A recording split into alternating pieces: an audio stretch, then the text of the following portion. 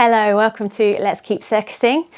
These are short tutorial videos of circusy things that you can do at home. Things that are going to keep your brain working, keep your body moving, keep the connection between the body and brain alive, and hopefully release some endorphins and make you feel happier, make you feel a bit more relaxed. So, we've been working with poi and scarves this series. Last week I promised you that this week we would just be working with poi. What I didn't say is the stuff we're going to do isn't strictly poi. We're just looking at some flow movements which can actually be translated to a whole host of different equipment. So they're very similar movements used in hula hoop, in staff and in nunchucks, which are a martial arts form of movement and equipment. So you just need one poi today. If you don't have any poi, don't worry. A nice long sock with another sock with some sort of weight in it, a few pennies or some rice will give you a nice poi, and then you can always tie a knot at the top to give you something to hold on to if you want to. Now, I'm a bit short on space, so I'm actually going to shorten mine by pulling them up a little bit over my hand and holding on to it this way. Okay, so let's start by making a circle next to our body. It's going to go in a forwards motion, which means forwards from the top. So to start it, I have to go back. So I'm going to go back, up and over. There we go. Then when I've got that going nice and smooth and slow, the slower you can go, the better, the more control you have. I'm going to choose my moment to be brave and I'm going to switch it to the other side of my body. Now I want to move it when the weighted part is at the top. So it's at the top, I'm going to bring my arm across and now I've got the circle going on the other side. And I'm going to try and bring it back. So when it's at the top, I'm going to bring it back. I might practice that a few times. And then I might decide to do a figure of 8. So I'm going one side, then the other, one side, then the other. I'm trying to make it come as close to me as if I'm in a really narrow corridor as possible.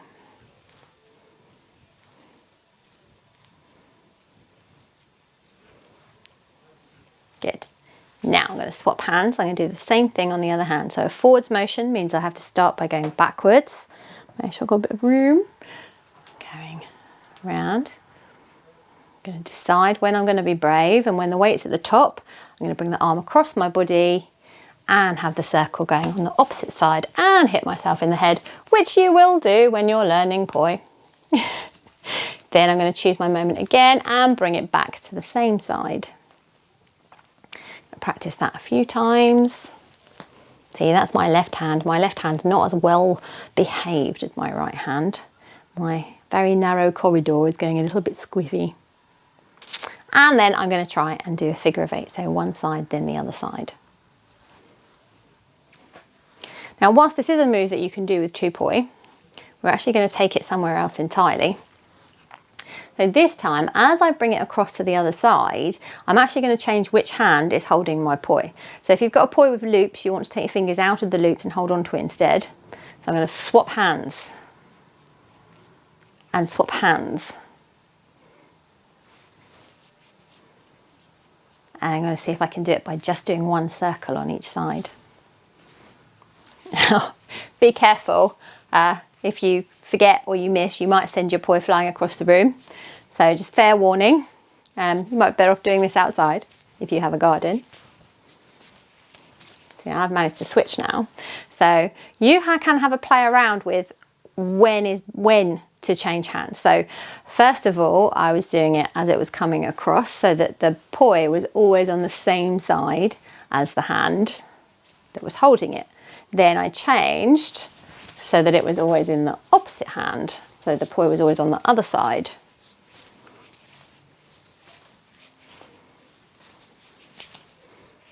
So you do what's good for you. Have a little play with that.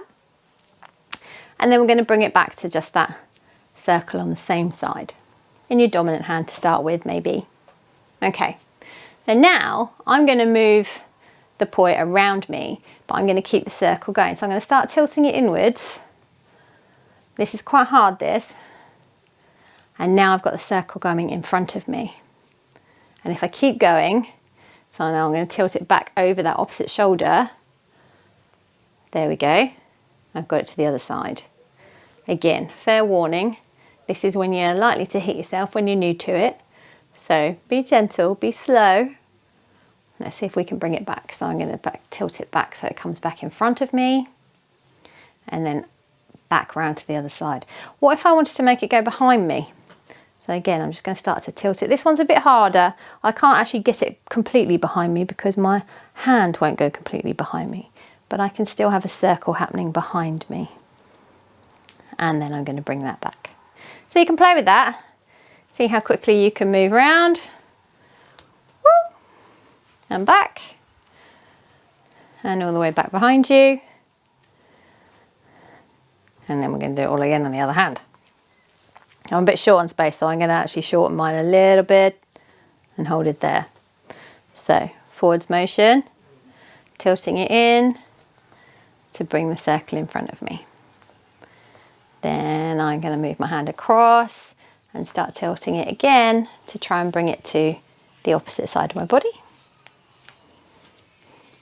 And then this is the hard bit for me, bringing it back. There we go. And there we are, and trying to go behind me. Now don't worry if you don't get this at first. You just keep practicing and you will get it.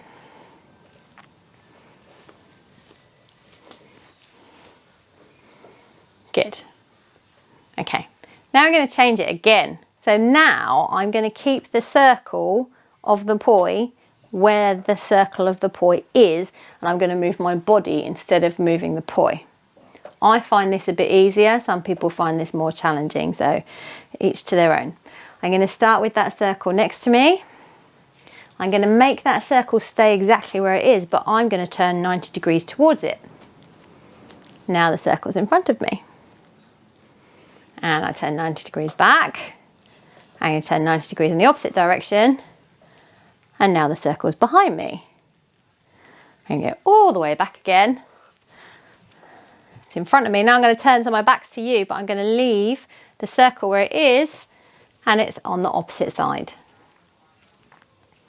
And come all the way around so it's behind me, doing a whole circle.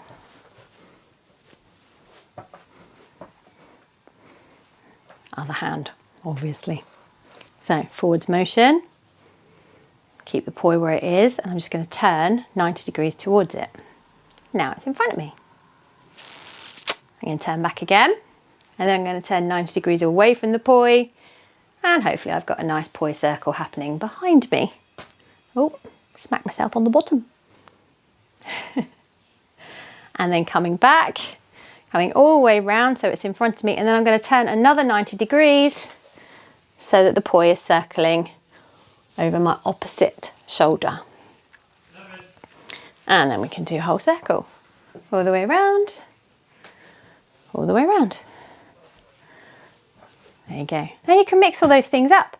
So we could do a bit of figure eighting, change which hand's got it, turn towards it, turn all the way around, turn all the way back again, change hands a few times. There's lots for you to play with there. Get creative, keep practicing, keep moving. We can get through this together. I'll be back next week with something else. So until then, stay home, stay safe, but stay active. Enjoy your poi. Bye.